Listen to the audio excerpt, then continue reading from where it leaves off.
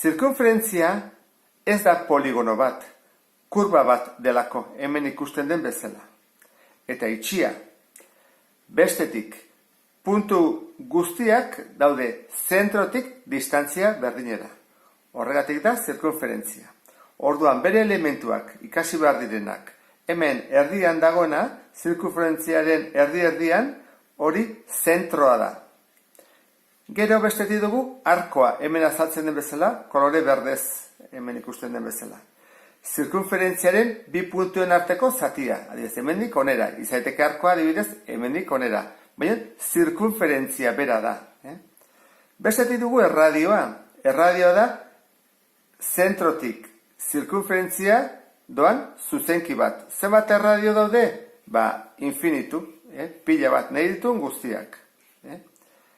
Bestetik korda. Korda hemen horiz dago marraztuta, eta da zirkunferentziaren bi puntu lotzen dituen zuzenki bat, adibidez, hau honekin, hemen izango nuke beste bat adibidez, hau honekin, hau horrekin, orduan da, zirkunferentziko puntu bat beste batekin lotzen dena. Hemen dugu beste bat. Eta azkenik, diametroa. Diametroa zer da? Zentrotik pasatzen den korda bat.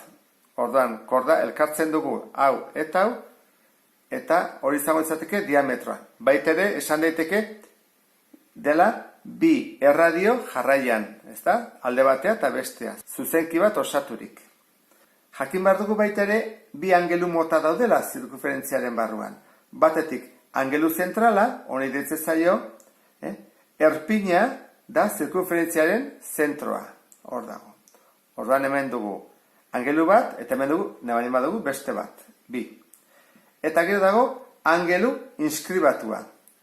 Hori zer da? Erpina zirkunferentziaren puntu batean duena. Hemen ez du ondo jartzen, angelu inskribatua. Hor da horrela. Angelu horren erpina nun dago?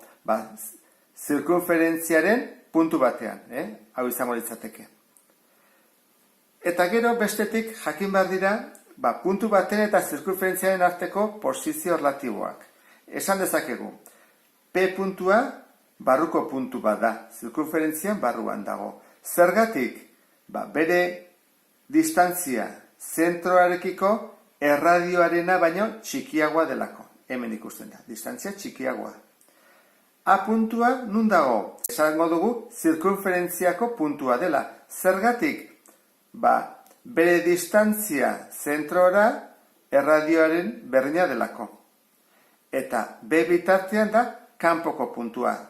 Zergatik, distantzia zentroarekiko erradioa baino handiagoa delako. Ikusten da, ezta? Baina hau, intuizioki ere jakin daiteke, barruan dagoela, kanpoan dagoela eta zirkunferentzian dagoela. Baina hau da arrazoia. Eta hemen zuzenkiekin eta zuzenekin berdina gertatzen da. Daude hiru motatako zuzenak. Adibidez, R zuzena. R zuzena berde hau ebakitzailea da. Eta zergatik da ebakitzailea?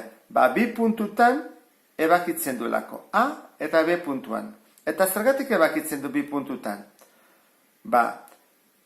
Zuzen honen eta zentroaren arteko distantzia txikiagoa delako erradioa baino.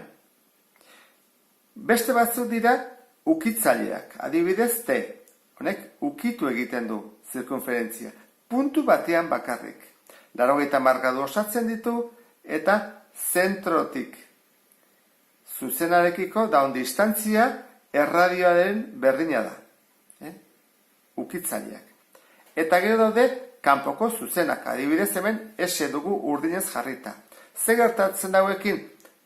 Distantzia dela erradioarena baina handiagoa. Horregatik daude hauek kanpoan. Eta honekin bukatuko genuke zirkunferentzia.